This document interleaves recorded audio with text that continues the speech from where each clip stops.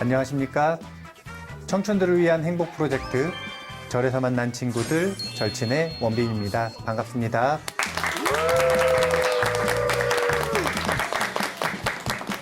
이제 벌써 요 천수경도 거의 마지막으로 가고 있어요.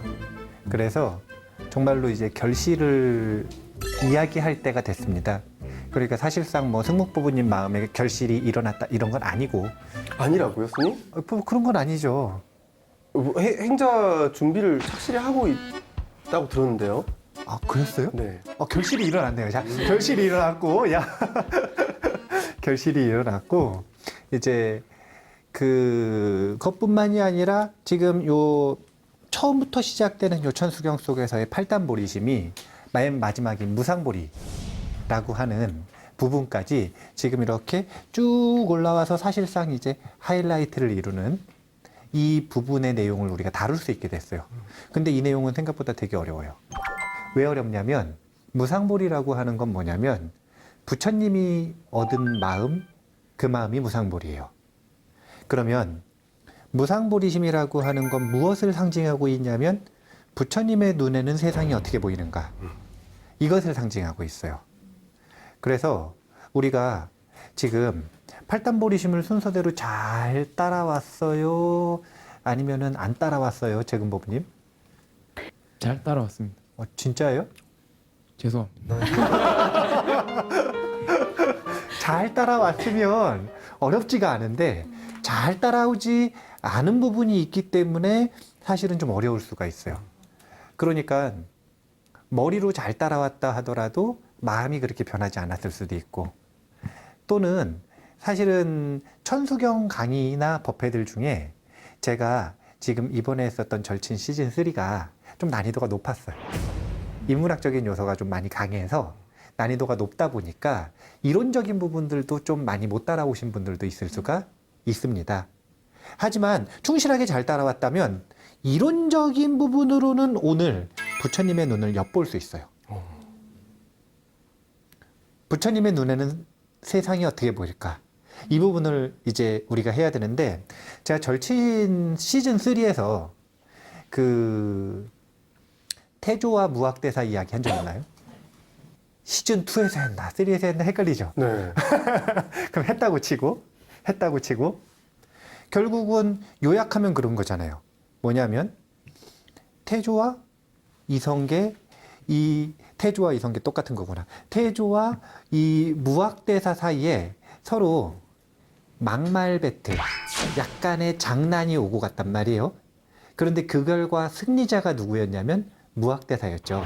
왜냐하면 무학대사가 뭐라고 이야기했냐면, 눈앞에 있는 태조에게 당신은 부처님 같습니다, 이렇게 얘기를 했어요. 무학대사는 뭐라고 얘기했냐면, 태조는 뭐라고 얘기를 했냐면, 무학대사에게 대사는 요즘 돼지 같습니다, 이렇게 얘기했죠. 근데 그 말을 번역하면 무슨 말이었었냐면, 이 무학대사 본인은 부처님 눈을 가지고 있고, 그 다음에 태조는 돼지 눈을 가지고 있다. 그러니까 그 유명한 말이 뭐였냐면, 돼지 눈에는 돼지만 보이고 부처님 눈에는 부처님만 보인다. 우리나라 불자들이나 또는 비불자들도 다 하는 이야기거든요.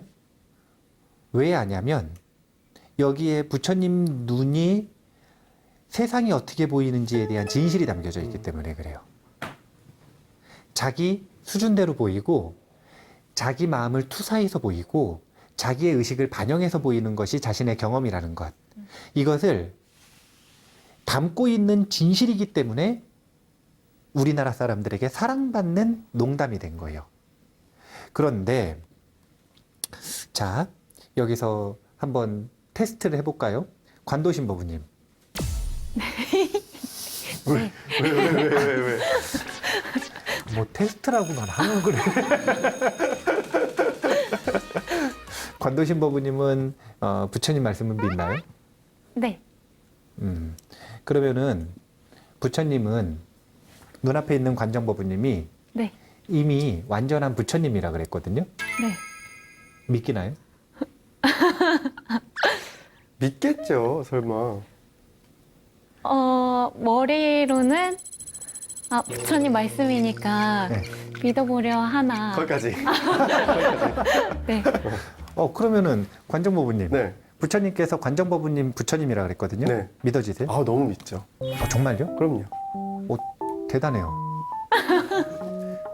충무법부는요? 저도 믿습니다. 그러면은 재근이가 예, 믿습니다. 진짜 믿어요? 예. 출가해도 되겠는데? 지금 준비 네. 중이라니까요, 스님. 예, 준비 다 됐습니다. 이 절친 시작 이래로 최고의 성과가 아닌가. 예, 알겠습니다. 오늘 결실이 있네요. 예. 이 많은 불자들에게 있어가지고 사실은 약간 이상한 점이 하나 있는 거예요. 그게 뭐냐면 분명히 불자들은 부처님 말씀을 믿는다 그랬어요. 그러면 부처님 말씀하시는 내용과 내 생각이 서로 달라요.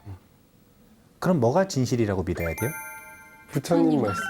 내가 옳다고 생각하는 걸 진실이라 그래야 돼요? 아니면 부처님 말씀하시는 게 진실이라고 믿어야 돼요? 부처님 말씀. 말씀. 그게 믿는 거죠. 네. 네. 그런데 다른 부분은 웬만한 건 다 되는데 유독 세상의 모든 중생이 이미 부처님이다 라고 하는 이 말 한마디, 이 말 한마디는 여기 계시는 법부님들은 수준이 높은 거예요. 받아들여진다 그러니까, 일단 믿어는 진다 그러니까. 네. 그런데 이걸 정말 못 받아들여요. 우리가 이제 천수보리심 명상 그 리플릿 보면 무상보리심 파트에서 무상보리심 발언이 있죠. 네. 이 부분 한번 읽어볼까요?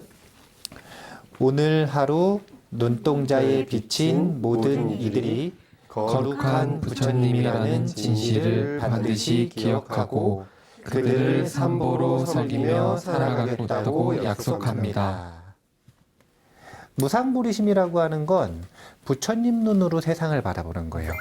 그리고 부처님 눈으로 세상을 바라본다라고 하는 건 만나는 모든 이들이 나에게 잘해주는 이든 못해주는 이든 나보다 수준이 높아 보이든 낮아 보이든 나에게 화를 내든 아니면 나에게 욕심을 부리든 그런 것과 전혀 상관없이 그분들을 부처님으로 바라보려고 노력을 하고 또는 그렇게 의식이 바뀌는 거예요. 스님, 근데 제가 말씀을 듣다 보니까 의문이 생기긴 했어요. 뭐냐면 그냥 뭐 이렇게 앞에 있는 사람들 부처님이라고 생각하냐 하면 우리가 일반적으로 이렇게 보는 뭐 절친들이라던가 이웃들은 기본적으로는 평범하거나 평범함에서 약간 더 선한 사람들이라고 생각하잖아요. 근데 막 범죄자, 흉악범 이런 사람까지도 다 부처님이라고 봐야 된다는 건데 그거는 좀 어렵긴 할 것 같아요.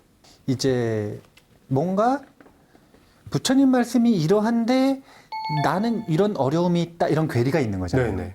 네, 이런 괴리가 있잖아요. 지금 법부님은 관정법부님은 네. 아직 결혼을 안 해서 그래요. 왜요? 결혼을 하면은 요 범죄자를 못 보겠다 이렇게 얘기 안 하고 자기 배우자는 부처님이라고 인정을 잘 못해요. 아하, 스님. 왜요? 부부법회 가면 그러던데? 옆에 있는 도반이나 다른 사람들은 부처님이라고 너무 쉽게 인정하는데 자 그러면 옆에 있는 사람 한번 봐보세요. 그리고서 옆에 있는 분이 부처님입니다. 그러면 숨을 여러 번 삼켜요. 예. 그러니까 그렇게 해요, 스님. 뭐 기혼자는 같이 사는 배우자일 수도 있고 뭐 흉악범을 볼 때도 있고 뭐 근데 잠깐만 이렇게 말하면 뭔가 이상하잖아. 배우자와 흉악범이 동급이라는 아니 건 그건 아니고. 아니지만 네. 뭔가 그런 경우들이 있잖아요. 그래서 정말 요 사람들만큼은 잘 안 받아들여진다.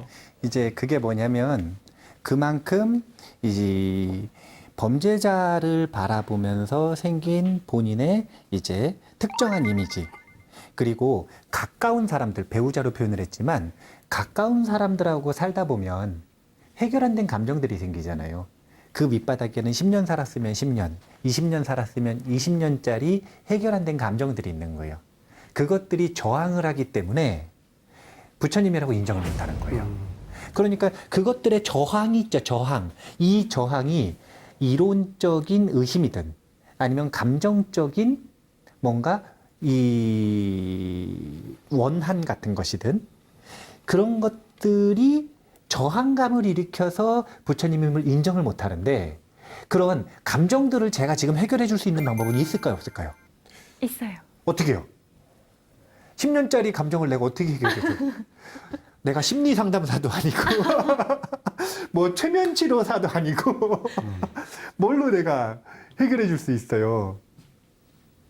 그것은 자신의 수행을 통해 자기가 해결하는 거잖아요. 그러면 내가 해결해 줄 수 있는 건 뭐가 있을까요? 글쎄요. 의심. 합리성을 바탕으로 한 의심은 해결해 줄 수 있는 방법이 있어요. 그래서 오늘 정말 어려운 수업을 할 겁니다. 지금까지 중에 가장 어려운 수업이에요. 이런 말씀 안 좋아하는 거 아시잖아요, 스님.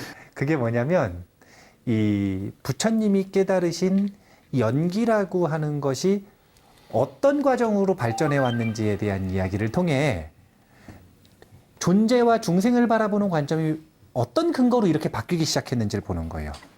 그러니까 그냥 무작정 저 승묵이라는 중생이 부처님이다. 부처님이 이렇게 말씀하시는 거 아니에요.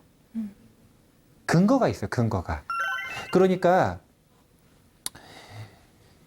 부처님 눈에는 모든 존재들이 부처님으로 보인다. 이 말이 초기 불교에서 나왔을까요? 이후 나중에 불교학파에서 나온 걸까요?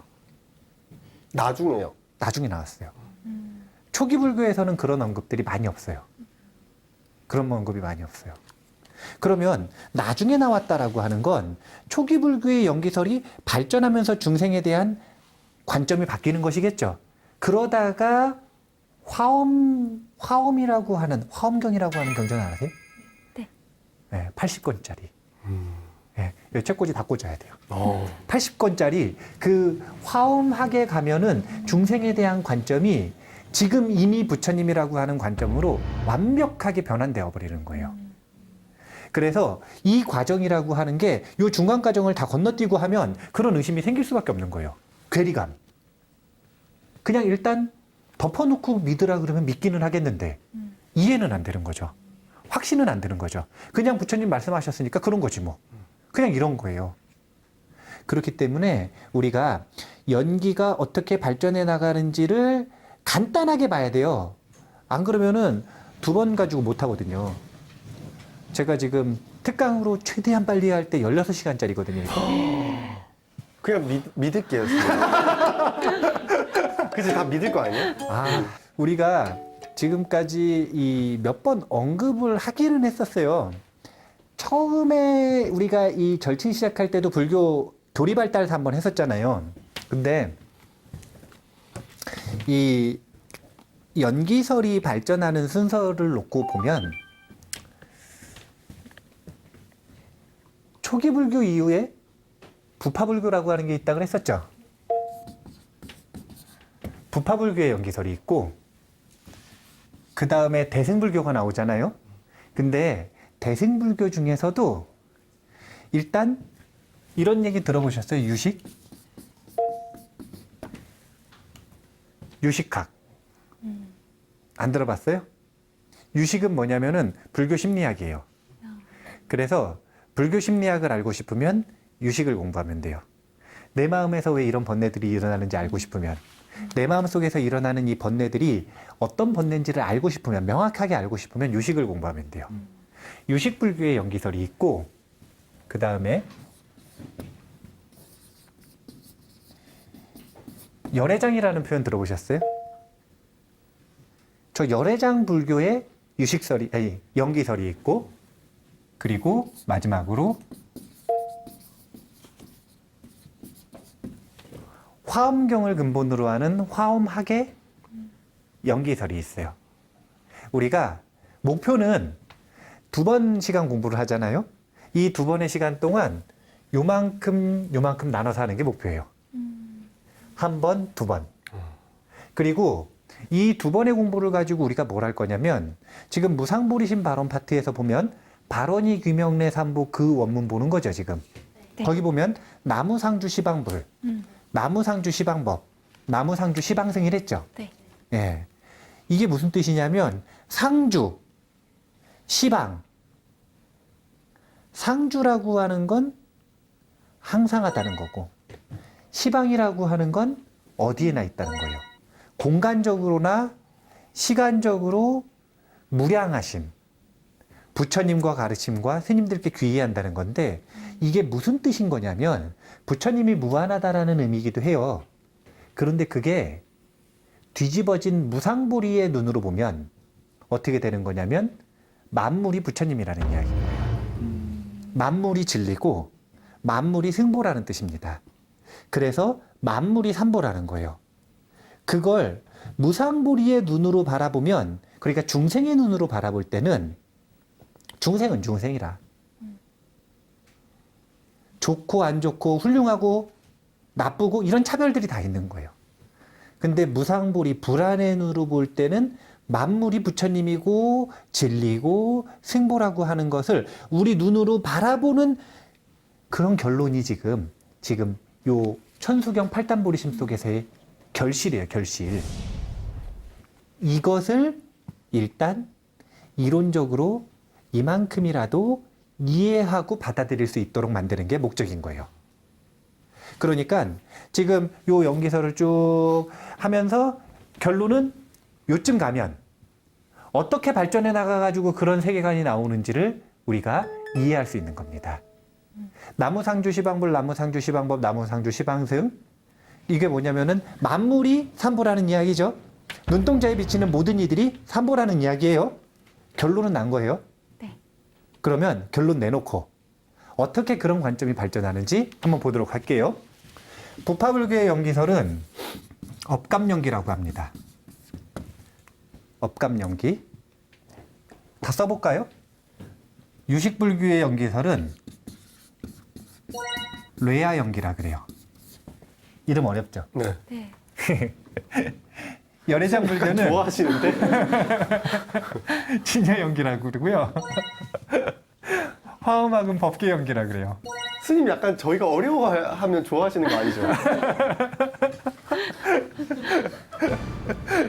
근데 이게 업감연기는요.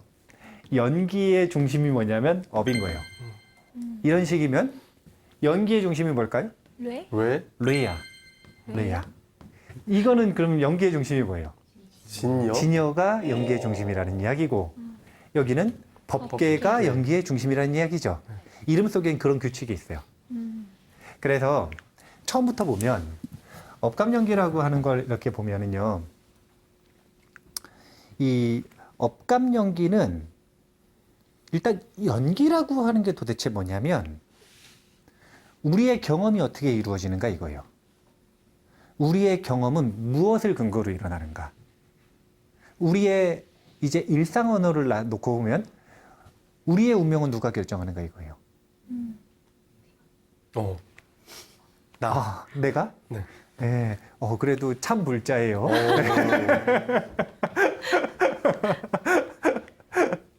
아니, 이제 전통적으로는 세계적으로 몇 가지 내 삶을 결정하는 주체가 있다라는 관점들이 몇 가지로 나뉘었었어요. 저 서양에서는 하나님. 이유는 다른 게 아니라 하나님 창조주가 인간과 자연을 창조한 힘이 있기 때문에 그에 의해서 운명이 결정된다고 생각했어요. 중국에서는 뭐에 의해 결정된다고 생각했을 것 같으세요? 황제? 아니에요. 시간. 시간. 그래서 사주와 팔자를 보는 거죠. 그러면 불교가 나온 인도에서는 뭐에 의해서? 까르마. 맞아요. 업.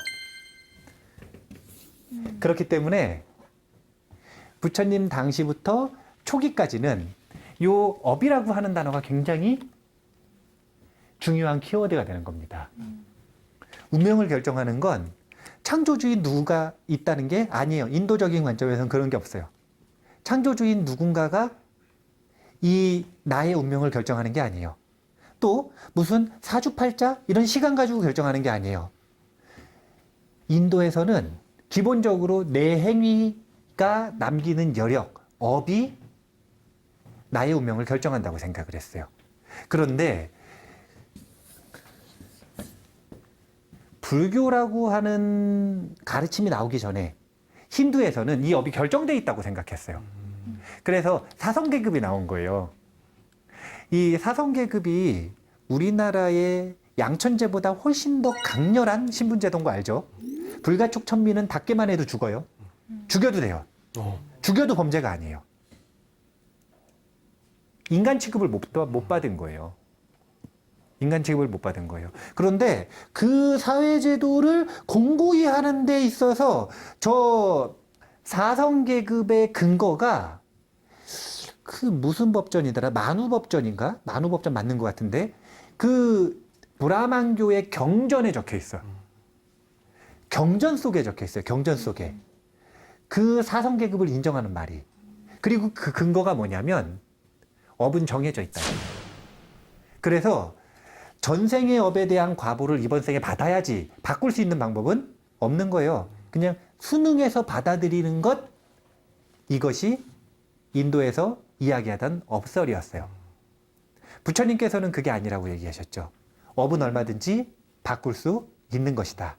그래서 인도의 고전적인 업과는 다르다는 걸 먼저 아셔야 돼요. 자, 여기서 연기라고 하는 것이 무엇인지 지금 이야기한 건데 그건 뭐냐면 내 경험이 어떻게 일어나느냐 이거예요. 뭘 근거로? 내 삶이 무엇을 근거로 펼쳐지느냐. 그것에 대한 이야기를 하실 때 부처님께서는 그건 업의 감, 증감에 의해서 결정되는 것이다. 이 이야기를 하신 거예요. 업이라고 하는 건 뭐냐면 행위예요. 내 삶의 미래는 지금 현재의 행위에 의해서 결정된다. 그렇다면 지금까지 습관적으로 반복해오던 패턴의 행위가 있다면 그것 때문에 반복적인 결과가 나왔었겠죠. 네. 여기서 벗어나고 싶으면 뭘 바꾸면 돼요? 행동을. 행동을 바꾸면 되죠.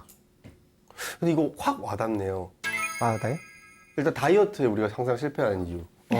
다이어트에 실패하는 이유는 뭐냐면 먹어서 그렇죠. 그렇죠. 많이 먹어서. 오늘 먹는 게 사실 내일의 내 뱃살이잖아요. 아, 그런 거예요? 네. 내일로 미루지 말자. 저게 확 와닿네. 아, 그러면 다이어트는 어떻게 일어나느냐 이거예요.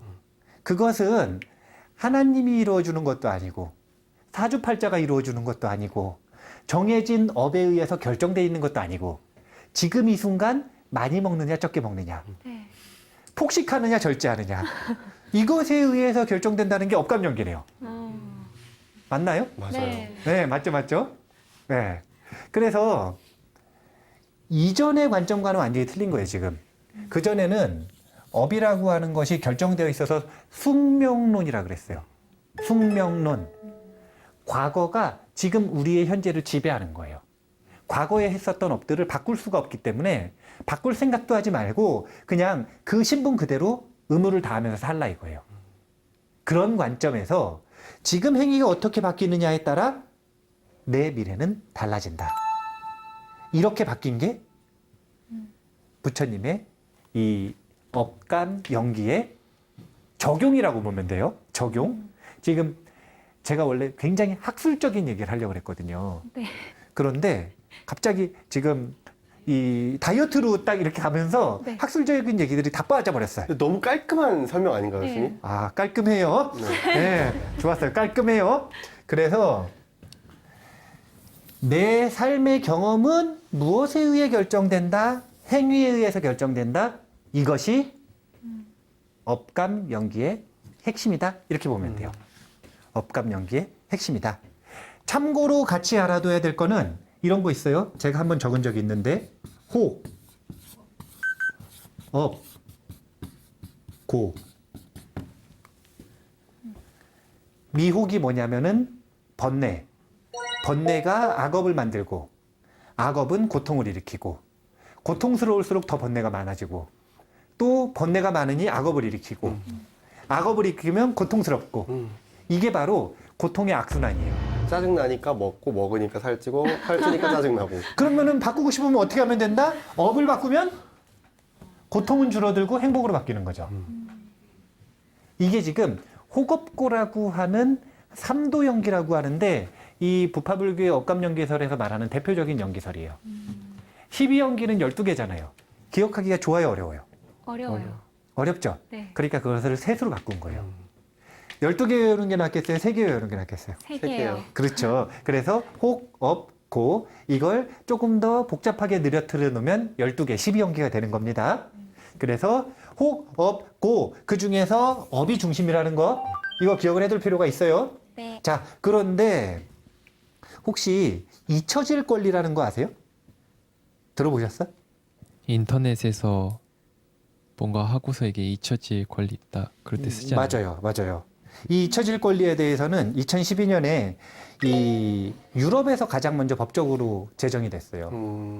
2012년에 일반 정보 보호 규정이라고 하는데 4가지 기준을 가지고 잊혀질 권리를 행사할 수 있는 기준을 만들었어요. 그 중에 하나만 이야기해 보면 정보가 수집 또는 처리되는 목적에 더 이상 부합되지 않을 경우. 그러니까 예전에는 이 목적 때문에 정보를 수집할 수 있는 그런 권리가 있었는데 이제는 더 이상 그 목적이 의미가 없어진 거예요. 그러면 그 의미가 없어진 자료에 대해서 삭제해달라라고 요청할 권리가 있는 거예요. 그러면 이 기준에 의해서 뭘 해주는 거냐면 빅데이터에서 제거해 주는 거죠. 네. 근데 빅데이터에서 제거해 줄까요? 아니면 검색이 안 되게 해줄까요? 검색이 안 되게 해주겠죠. 빅데이터는 그대로 가지고 있고. 자, 이 잊혀질 권리라고 하는 것이 나온 이유가 뭐 때문이냐면 개인정보. 근데 그 개인정보라고 하는 게 도대체 뭐 때문이냐면 다른 게 아니라 우리가 웹상에서 하는 모든 행위들이 저장되기 때문에 그래요. 아니, 이게 얼마나 많이 저장되냐면은 저번에 보니까 구글에서 데이터 센터 산 거 보니까 어떤 사막 뭐 얼만큼 뭐 넓이가 엄청난 넓이에다가 거기 하드디스크에다 다 저장해야 되잖아요. 네. 그리고 엄청난 넓이의 이 데이터 저장 공간을 사가지고 거기다 저장을 다 하더라고요. 왜 하니 정말. 그거를 통해서 뭔가 편의성이 발전하는 것들은 분명히 있어요. 사용자 맞춤 정보라고 하는 이 편의성이 발전하는 것은 분명히 있지만 그리고 지식이 모아지는 측면은 분명히 있지만 그런데 잊혀지고 싶은 순간들까지 전부 기록되는 거. 네. 이게 맞아. 좀 어렵죠. 난감하죠. 네. 예. 근데 이런 일들이 요즘만 일어나는 게 아니에요, 사실은. 원래는 항상 모든 정보는 저장돼요. 웹상에서 하는 일들뿐만이 아니라 우리가 일상에서 하는 일들도 항상 이 우주에 저장돼요. 선생님 그런 무서운 말씀하지 마세요. 항상 조심해야 될 것만 같은. 지금 요 관도신법부님 머리카락 있잖아요. 네. 네. 머리카락이 바람에 흩날리는 거. 이거 관도신법부님이 알아요, 몰라요? 본인도 모르는 그 업까지 다 저장이 돼요. 너무 세상이 너무 할 일이 없는 거 아닌가? 너무 말도 안 되는 것까지 다 저장이 되는 것 같은데요? 빅데이터는 다른 게 아니라 그냥 그런 특성들이 인간의 기술력에 의해서 흉내내는 것들이 그냥 현실화된 거예요. 그런데 차이가 뭐냐? 빅데이터는 그 데이터에 접속할 수 있는 권한이 있는 사람들은 누구나 열람이 가능하죠. 그런데 이 우주적 빅데이터는 웬만해서는 열람이 불가능하다는 게 특징이에요. 그래서 우주적 빅데이터에 대해서는 잊혀진 권리를 주장할 이유가 없는 거예요. 왜냐면 너도 모르고 나도 모르니까. 대부분의 사람들이 저장되어 있는데 모르니까. 그럼 누가 알 수 있죠, 스님? 누가 알 수 있냐면 의식의 청정을 되찾은 사람들. 그래서 이럴 때 드러나는 게 보통 신통들이에요. 과거를 본다든지 미래를 본다든지 지금의 마음을 본다든지 이런 육신통들. 아라한들만 볼 수 있는 거군요. 아라한이라고 육신통 없어요. 아라한이 육신통이 있는 게 아니라 신통은 선정수행이라고 하는 수행, 마음 집중 수행을 통해서 드러나요. 아라한인데 신통이 하나도 없는 아라한들도 있어요. 깨닫는 거하고 신통은 크게 상관이 없어요. 그런데 우주적 빅데이터라고 하는 게 있단 말이에요. 그러니까 지금 보면 행위가 업이 경험을 만든다는 거잖아요. 그러면 한 행위가 저장이 안 되면 어떻게 보존이 돼서 미래의 결과를 만들겠어요? 지금 여기서 보면 이 행위가 뭘로 저장이 되냐면 업력으로 저장이 된다 이거예요. 이거를 우리는 눈에 보이는 현실적인 언어로 쓸 때 습관이라 그러는 거예요. 분명히 일을 반복하면 습관이라고 하는 게 형성되잖아요. 반대되는 행위를 반복하면 습관이 제거되기도 하잖아요. 제거하고 싶으면. 그것처럼 업력이라고 하는 게 분명히 어딘가에 남아서 그것이 미래에 영향을 미치는데 이 업감연기설은 단점이 뭐였냐면 한계가 뭐였냐면 업력이 어디 저장되는지를 밝히질 못한 거예요. 그냥 막연히 뭐라고 생각했냐면 자, 내 업력이 요 종이에 저장될까요? 아니면은 손가락에 저장될까요? 마음에 저장될까요? 어디가 제일 상식적이에요? 마음이 제일 상식적이에요. 그래서 그냥 뭉뚱그려서 마음에 저장된다 이렇게 말하기는 했는데 한계가 분명히 있는 거예요. 그게 뭐냐면 우리가 마음이라고 생각하는 활동이 즉 의식 활동이 끊어지는 순간은 저장이 어떻게 되느냐 이거예요. 비유하자면 요 업이 지금 경험을 결정한다 그랬죠. 그럼 요 업은 중요한 거야 안 중요한 거예요? 중요해요. 거. 그러니까 중요하면 돈이네. 관정법원님 맞춤 설명인데. 일단 그렇네요. 그러면 요 돈이 저장되는 곳이 어딘지를 밝히지를 못한 거예요. 문제가 있어요, 없어요? 은행. 어머, 내 돈 어디 갔니? 문제가 있어요, 없어요? 너무 중요한 문제죠. 문제가 있잖아요, 지금. 네. 자, 봐보세요. 이 돈이 지금 저장돼야 되는데 그것이 미래 내 경험을 결정하는데 절대적인 영향력을 미치려면 24시간 쉬는 시간이 있으면 돼요, 안 돼요? 안 돼요. 365일 중에 쉬는 시간이 있으면 돼요, 안 돼요? 안 되죠. 안 돼요. 그 은행은 쉬면 안 되는 거예요. 그럼요. 그런 은행이 있어야 되는 거예요. 음. 그런 은행이 아까 그 우주적 빅데이터를 관리하는 은행인 거예요. 여기를 제대로 밝히질 못했어요. 어느 은행인지를 몰랐구나. 그렇죠. 왜냐면은 문제가 되는 상황 몇 가지가 있어요. 그게 첫 번째가 뭐냐면 기절했을 때. 맞아. 딱 기절해버렸어요. 그럼 의식 활동이 끊겼죠. 네. 근데 신체 활동은 이어져요, 안 이어져요? 이어져요. 이어지잖아요. 그 업 어디로 저장되느냐 이거예요. 그리고 의식이 끊기기 전에 있던 그 업을 의식이 끊긴 후의 업과 누가 연결해 주느냐 이거예요. 분명히 의식이 기절했을 때도 이 업을 저장하는 은행은 활동을 하고 있어야 돼요. 그게 도대체 뭐냐? 이걸 못 밝혔다 이거예요. 그걸 밝히고 나온 게 바로 유식의 뇌야 연계요. 그게 뭘까요? 아레아식. 우리의 마음에는 여러 가지 특징들이 있단 말이에요. 그게 뭐냐면 우리가 일반적으로 지금 여기 관정법은 봐요. 경험을 해요. 네. 관정법부님에 대해서 나쁜 생각을 해요. 누가? 우리가 어머. 이런 건 지금 마음의 의식 활동이죠. 네. 의식 활동. 그걸 보고 육의식이라 그러는 거예요. 근데 그런 의식 말고 자아의식이라고 하는 것도 있죠. 자아의식. 그리고 이 자아의식 말고도 또 뭐라 그랬냐면 업들이 저장되는 마음이 있다 그랬죠. 네. 요 저장되는 마음을 제8 아레아식이라고 이름을 붙인 거예요. 무의식 같은 건가요? 무의식 영역 중에 하나예요. 왜냐하면 자아의식도 무의식이거든요. 왜냐면은 지금 이렇게 요 관도신 법부님을 본단 말이에요. 관도신 법부님을 보면서 무슨 경험을 해요, 마음속에서. 그러면 이건 내 경험이다. 이렇게 맨날 얘기를 해요. 의식적으로 말을 해요. 아니면 그냥 당연히 내 경험인 거예요. 당연히 내 경험. 그러니까 무의식적으로 이루어지잖아요. 이건 나의 경험이다. 이런 마음이 그냥 무의식적인 전제로 깔려 있잖아요. 굳이 다시 이건 내 경험이다. 이건 네 경험이다. 이런 걸 전혀 안 해도 당연히 내 경험인 거잖아요. 그러니까 이런 걸 보고 무의식이라 그러는 거예요. 그래서 유식은 심리학이라 그랬죠. 네. 뭘 밝히고 있냐면 마음을 좀 더 자세하게 밝히는데 그중에 첫 번째 과제가 뭐였냐면 업력이 저장되는 은행 역할을 하는 마음이 도대체 뭐냐.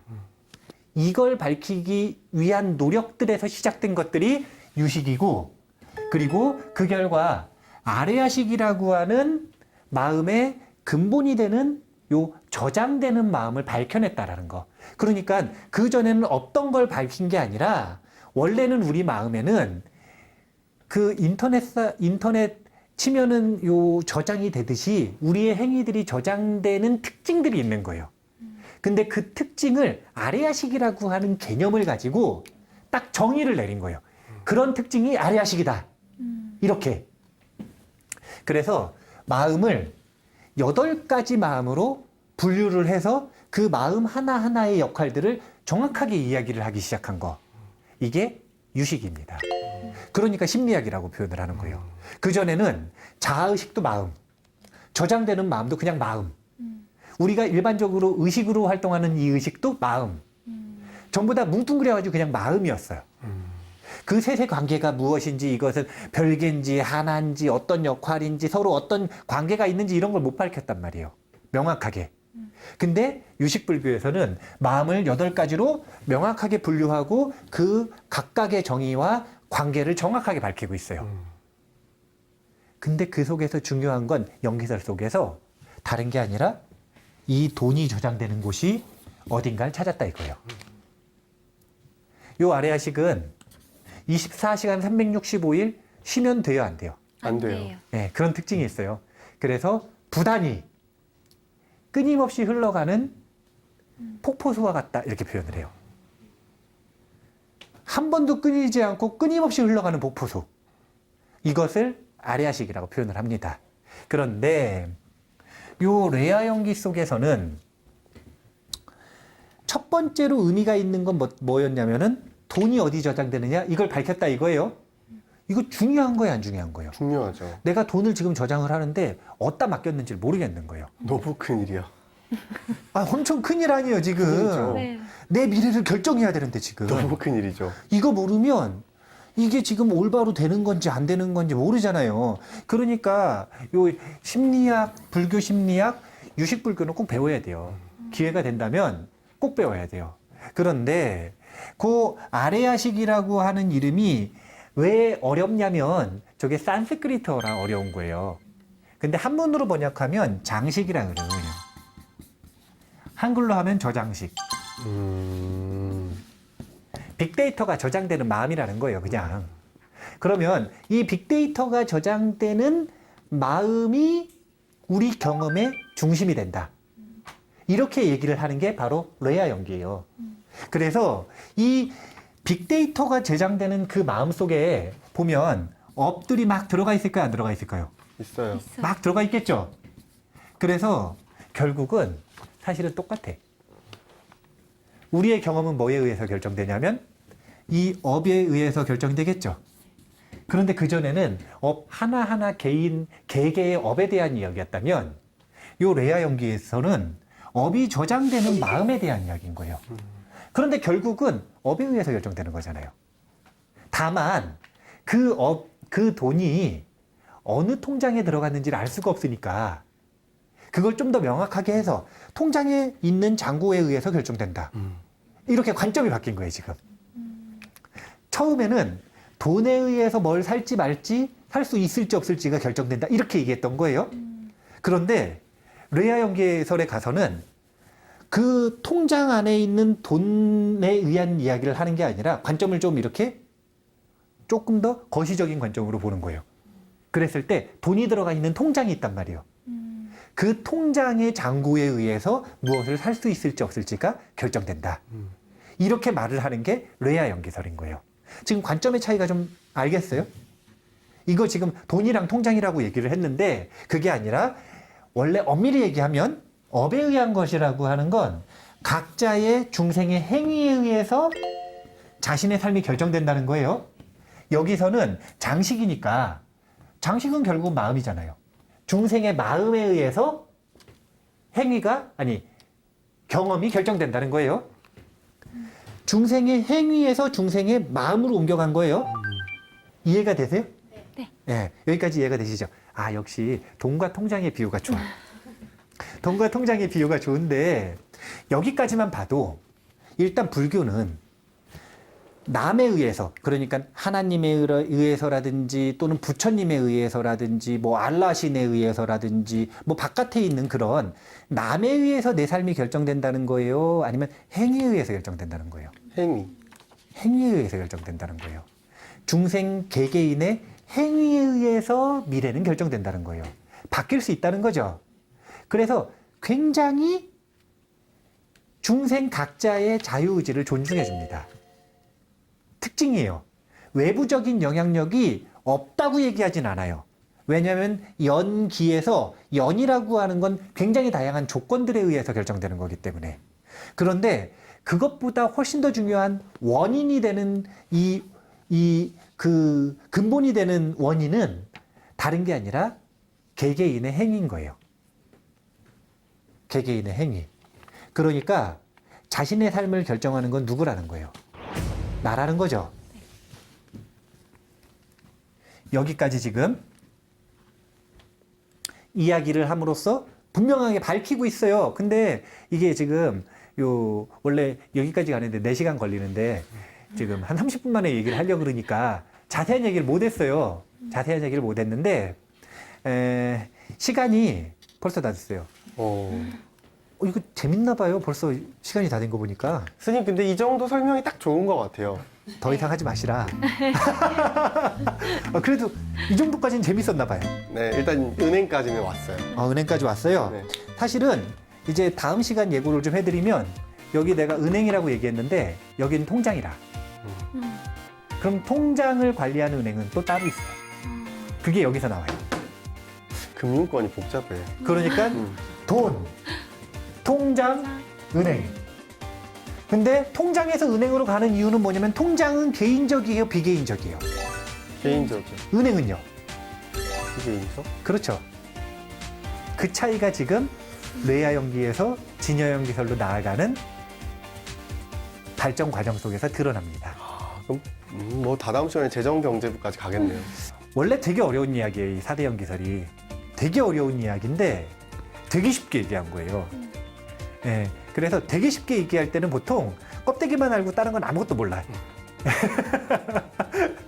하지만 그래도 우리가 지금 요 무상보리심을 엿보기 위한 최소한의 근거들은 지금 쌓아가고 있어요. 관점이 어떻게 바뀌고 있는지. 분명한 건 불교는 다른 외부적인 존재들에게 의지해서 운명이 결정된다는 거예요. 내 행위에 의해서 결정된다는 거예요. 내 행위. 그리고 운명이 결정되어 있다는 거예요? 아니면 바꿀 수 있다는 거예요? 바꿀 수 있어요. 바꿀 수 있다는 거죠. 그러니까 바깥에 있는 존재들에게 눈치 보고 잘 보이고 두려워하고 그럴 필요 없어요. 그냥 내 행위를 바꾸면 삶은 바뀝니다. 이게 불교의 아주 기본적인 관점이라는 것. 이 기본적인 관점을 바탕으로 자신의 세계관, 자기를 바라보는 관점, 자화상이 어떻게 부처님 눈으로 바뀔 수가 있는지 그 근거를 다음 시간에 또 진여연기설과 법기연기설을 조금 더 보충해서 결론을 지어드릴게요. 오늘 뭐 시간 깔끔하다. 예. 자, 그럼 마칠까요? 네. 네. 청춘들을 위한 행복 프로젝트 절에서 만난 친구들 절친. 너무 오랜만에